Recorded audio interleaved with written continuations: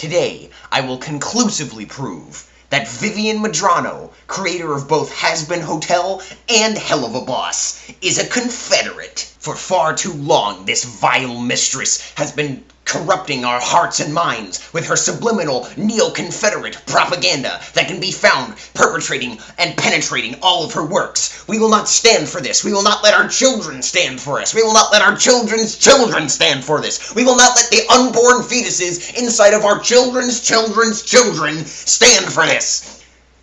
Exhibit A.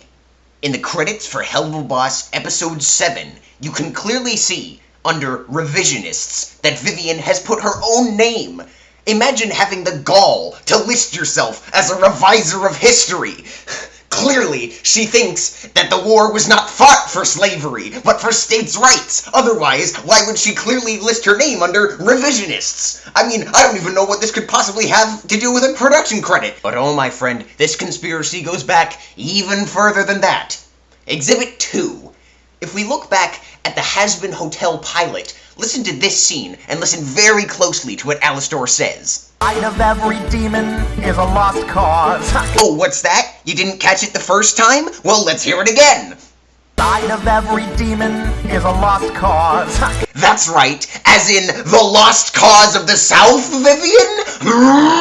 But wait, we can divine even more from this situation. You see, Alastor was born in the South at the turn of the century. This tells us two things. Exhibits 4 and 5. Alastor was born in New Orleans. Me, being an avid Attaché Films viewer, happens to know that all Creole members of New Orleans society were racist. That's the only thing I ever learned from Attaché Films. But the icing on the top of the cake, my friends, is Alastor was born at the turn of the century. Who else was born at the turn of the century? That's right, H.P. Lovecraft. What is the one thing that everyone knows about H.P. Lovecraft? That's right, that he was incredibly racist. Hey, Vivienne, you thought that I wouldn't catch on to your little fucking game, huh? You think I'm some sort of rube that you can just pull the wool over the eyes of? Well, I'm too smart for your games, and I'm seeing right through all your deception. And finally, Exhibit 69. As we all know, Spindlehorse Productions, the company that Vivienne runs, is deep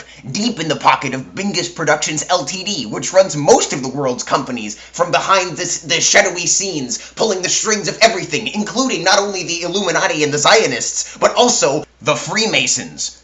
Who do we know that was a 33rd degree Freemason and happened to be a colonel in the Confederacy? Oh, that's right, Albert Pike. And that's not all. I recently surfaced this totally not at all doctored image of a Bingus shaking hands with Albert Pike. This all goes back to the Binguses. This was never about Vivienne, not purely about Vivienne anyway. This was always about the Binguses. Get the word out! Get the word out!